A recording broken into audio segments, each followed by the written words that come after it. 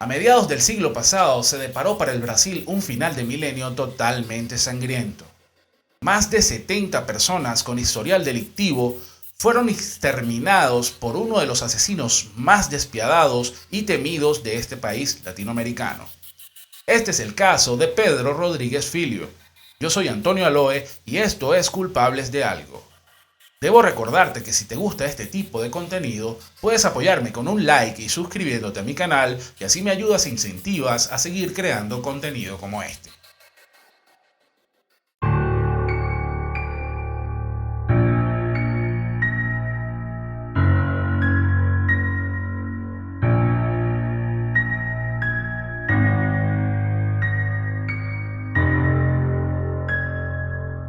Culpables de algo.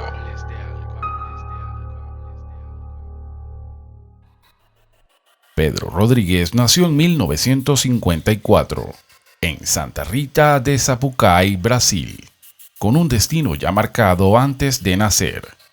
Una patada en el vientre gestante de su madre le ocasionó grandes daños cerebrales, agresión que le supondría al feto un factor importante en su enfermedad mental. El artífice fue su padre. El ambiente social conflictivo le aguardaba. Su infancia estuvo marcada por la violencia de su entorno familiar y social. Trabajaba en un matadero de aves, en contacto directo con la muerte y el maltrato animal.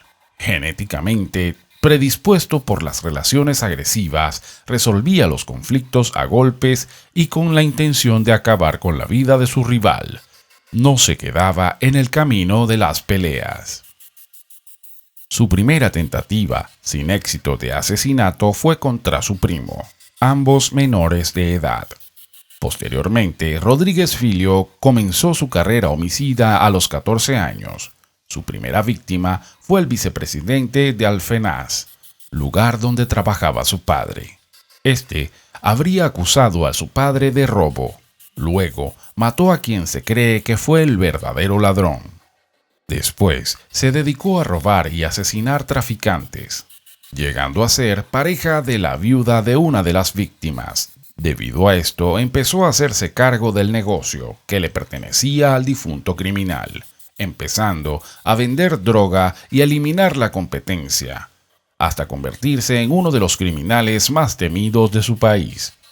Fue el principio de un maratón imparable de asesinatos. Más tarde comenzó una relación con una mujer llamada María Aparecida Olimpia. Un día la encontró muerta. Había sido torturada y mutilada por un narcotraficante rival.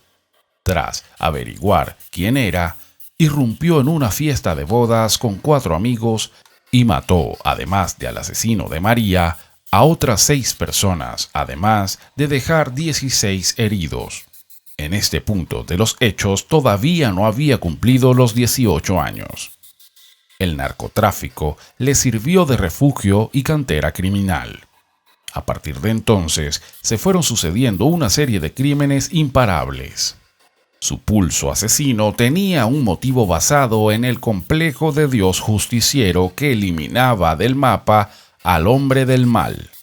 Sus víctimas eran delincuentes, asesinos y capos del narcotráfico. Poco a poco, su poder dentro de la mafia criminal fue ascendiendo el escalafón.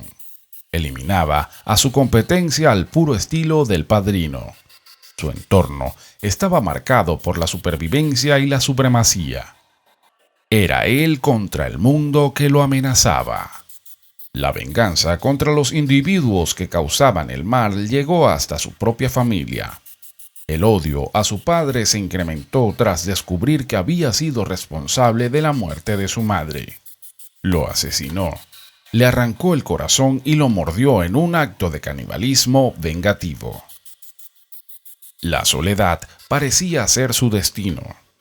Su hermana y su pareja sentimental también habían sido asesinadas. Nunca tuvo descendencia. Estaba solo y con un deseo indetenible de matar. Fue condenado en 1973 a 128 años de prisión. Mientras era trasladado y a pesar de estar esposado, asesinó al preso que iba con él en la parte trasera del vehículo policial, alegando que lo hizo porque era un violador. Sin embargo, a pesar de estar en la cárcel, sus asesinatos no se detuvieron, pues terminó con la vida de más de 43 criminales presos, incluyendo a su padre antes mencionado después de descubrir que habría matado a su madre, de 21 machetazos, pero él le dio 22, como lo diría posteriormente en una entrevista. Cuando se le preguntó por qué mataba a los presos, él respondió: "Los violadores y los traidores no son buenas personas". Para ahorrarse explicaciones, se tatuó en uno de sus brazos la leyenda "Mato por placer", para resumir su trabajo. En un principio se tenía previsto que saliera de la cárcel en el 2003, pero esto no se pudo debido a los asesinatos que cometió dentro de la cárcel. Por estos hechos fue condenado a 400 años. En 2007 se le dio la libertad ya que los nuevos códigos penales del Brasil no permiten que una persona esté más de 30 años seguidos en prisión. Pedro Rodríguez Filho pasó 34. Durante su tiempo de libertad se dedicó a trabajar como vigilante. El 15 de septiembre de 2011 fue detenido nuevamente, pero esta vez por posesión ilegal de armas y participación en motines ilegales. Fue liberado completamente en el 2018. Gracias al consejo de un amigo, creó un canal de YouTube donde tiene varios videos explicando sus antecedentes delictivos y consejos a jóvenes y a público en general a no cometer actos que atenten contra la vida humana. El canal cuenta con miles de suscriptores y le permitió convertirse en una especie de celebridad en su lugar de residencia. El 5 de marzo de 2023, a la edad de 68 años, Pedro fue asesinado en Mogi das Cruzes, región metropolitana de Sao Paulo, frente a su residencia, cerca de las 10 de la mañana. Según las investigaciones preliminares, 2 hombres encapuchados salieron de un automóvil y le dispararon a Pedro 6 veces. No se tiene pistas de los sicarios. Un caso bastante alejado de la realidad, como si hubiese sido sacado de una película. El maníaco brasileño fue una máquina imparable de matar. Su perfil psicológico engloba todos los rasgos de la personalidad de un perfecto psicópata y asesino en serie. Una infancia traumática, rodeado de violencia y de malos tratos. Daño cerebral, provocado por una patada de su padre en el vientre materno. La zona afectada está relacionada con la empatía. Maltrato animal. Trabajaba en un matadero de aves, en contacto directo con la muerte. Egocéntrico. Todo gira en torno a él y a su voluntad. Lo que le estorba lo elimina. Antisocial. Desprecio evidente por el ser humano y la violación de las normas sociales. Impulsivo e irresponsable.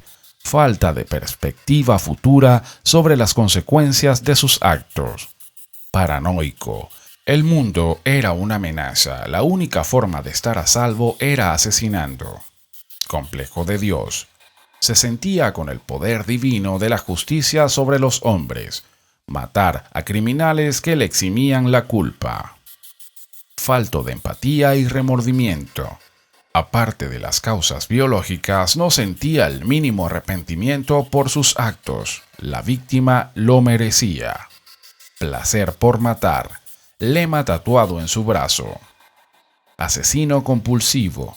La suma de sus víctimas denota su incapacidad de parar de matar. Y para finalizar, narcisista. Su afán, popularidad le lleva a conceder entrevistas donde se vanagloria de los crímenes cometidos. Culpables de algo.